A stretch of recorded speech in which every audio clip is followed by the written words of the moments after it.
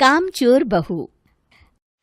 कांता बहन की 2 बहुएं थीं, बड़ी कल्पना और छोटी प्रिया। कल्पना का जैसा नाम वैसा ही काम। सारा दिन कल्पनाओं में रहती, ना कोई काम करती ना कोई धाम। अरे कल्पना बहू, जरा अच्छी सी चटनी पीस दे, आज कुछ मजेदार खाने का मन है। पेट में जलन हो जाएगी माँ जी बुढ़ापे में, और वैसे भी मेरा काम करने का वक्त शाम का है, अब प्रिया को ही बोल दो। इतना कहकर कल्पना वहां से चली जाती है। कांता कल्पना के ऐसे रवैये से काफी परेशान रहती हैं।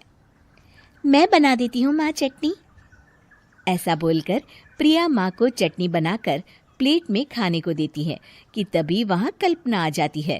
अरे वाह चटनी, जरा चक्कर तो देखूं, बड़े दिन हो गए। अरे नहीं बहू, तू तो रहने ही दे चटनी खाना, पेट में जलन हो जाएगी।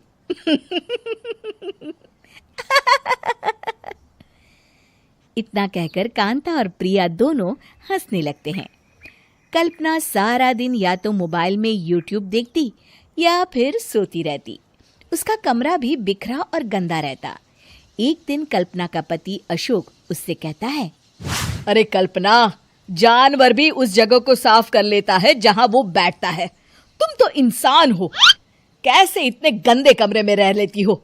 देखो सारा सामान यहाँ वहां बिखरा पड़ा है। ज्यादा अपनी माँ का बोल ना बोलो। हाँ, कमरा तुम्हारा भी तो है, गंदा लग रहा है तो साफ कर लो। पता नहीं तुम्हारे साथ मैं कैसे जिंदगी बिताऊंगा।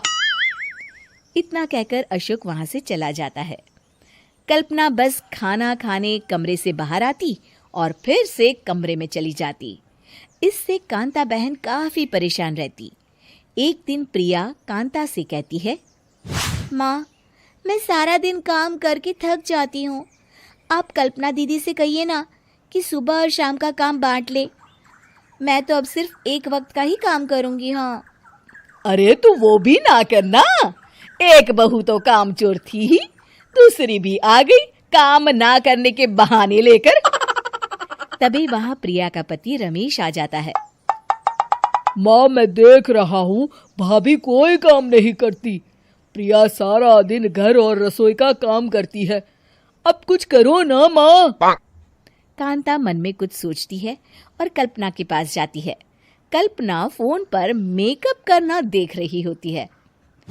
कल्पना, तुम सारा दिन बस मोबाइल देखती हो, घर का कोई काम भी कर लिया करो। प्रिया सारा दिन काम करके थक जाती है। आज से मैंने फैसला किया है, एक वक्त का काम तुम करोगी, सुबह का खाना तुम बनाओगी और रात का प्रिया। आप लोगों ने काम को हवा बना रखा है। अरे पता नहीं थोड़ा सा ज्यादा काम करने में आप लोग घबरा क्यों जाते हैं। और हाँ, बहुत ज्यादा प्रिया की तारीफ मत करिए मेरे सामने, बड़ी बहू तो मैं ही रहूंगी। मैं कुछ नहीं जानती, कल सुबह मुझे वक्त से खाना चाहिए, रसोई में आ जाना, वरना कल से तुझे खाना नहीं मिलेगा। अगली सुबह कल्पना रसोई में नहीं आती है। वो देर से सोकर उठती है और बाहर आकर कहती है, अरे भूख लगी है, आज खाने में क्या है? इतनी देर हो गई, आज किसी ने मुझे उठाया भी नहीं, पता नहीं कहाँ है सब। कल्पना को घर में कोई नहीं दिखता। वो रसोई की तरफ जाती है जहां बड़ा सा ताला लगा होता है। अरे रसोई में ताला? ओ, मैं तो भूल ही गई थी, माँ ने आज से सुबह का खाना मुझे बनाने को कहा था। हे भगवान, इतने लोगों का खाना बनाना क्या आसान है? तभी घर के सारे सदस्य बाहर से वापस आते हैं। वाह माँ जी, मजा आ गया छोले भटूरे खाकर। मेरे मुंह में तो अभी भी स्वाद आ रहा है। अरे कल्पना, तेरे भरोसे रहते तो हम तो भूखे ही रह जाते। कल्पना को बहुत गुस्सा आ जाता है।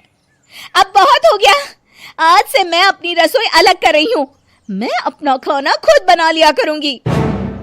कल्पना अपनी रसोई अलग कर लेती है, पर आए दिन उसका देर से उठना और काम न करने की आदत से वो भूखी ही रह जाती थी।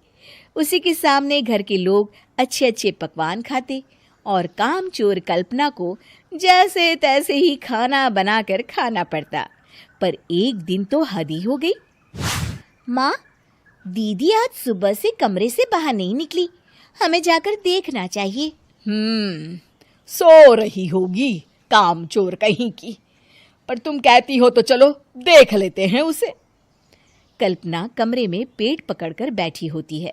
हाय मेरा दर्द, पेट दर्द के मारे मर रही हूँ मैं।